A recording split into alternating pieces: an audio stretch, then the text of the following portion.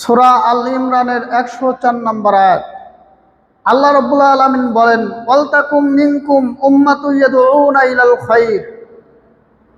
তোমাদের ভিতরে এমন একটি দল থাকা দরকার, ইয়াদউনা ইলাল খায়র, যারা সর্বদাই মানুষদেরকে কল্যাণের দিকে ডাকবে।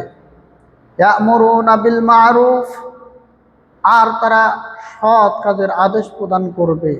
ওয়া নাহি আনিল মুনকার, আর অসৎ কাজের বাধা প্রদান করবে। উলাইকা হুমুল মুফলিহুন, এরা হচ্ছে সফল কাম। অত্র আয়াতে আল্লাহ সুবহানাহু ওয়া তাআলা এখানে যে বিষয়টি উল্লেখ করেছেন, যে আমাদেরকে সর্ব অবস্থায় মানুষের কল্যাণের জন্য আল্লাহ সুবহানাহু ওয়া তাআলা আমাদেরকে প্রেরণ করেছেন।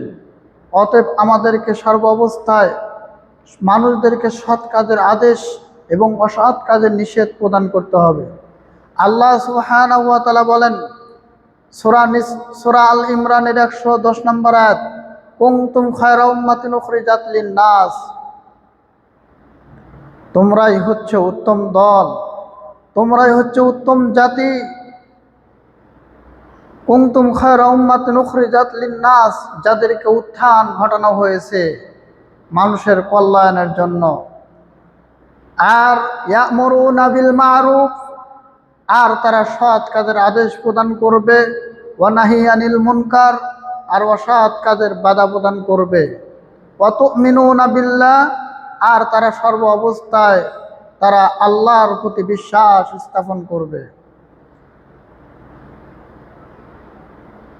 লোকমান হাকিম তার সন্তানকে লক্ষ্য করে তিনি বলেন, ইয়া বুনাইয়া আকিমিস সালাতা, হে আমার প্রিয় বৎস, আকিমিস সালাতা, তুমি সালাত কায়েম করো। ওয়া ইয়ামুরুনা বিল মারুফ, আর তুমি সৎ কাজের আদেশ প্রদান করো।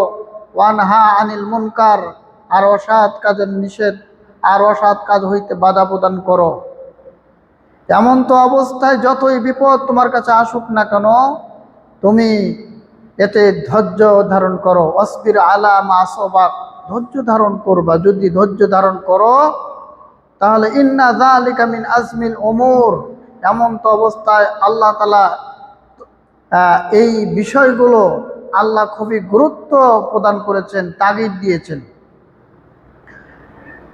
এ মর্মে রাসূল সাল্লাল্লাহু আলাইহি সাল্লাম বলেন, আব্দুল্লাহ ইবনে মাসউদ রাদিয়াল্লাহু আনহু তিনি বলেন, রাসূল সাল্লাল্লাহু আলাইহি সাল্লাম বলেছেন, ওয়া ইন জাহাদাহুম বিয়াদিহি, যে ব্যক্তি তার শক্তি প্রয়োগের মাধ্যমে আল্লাহর রাস্তায় দাওয়াত দিবে, ফাহুয়া মুমিন, সে হচ্ছে মুমিন। ওমান জাহাদাহুম বিলিসানিহি, আর যে ব্যক্তি মুখের মাধ্যমে দাওয়াত দান করবে, ফাহুয়া মুমিন, সে হচ্ছে মুমিন।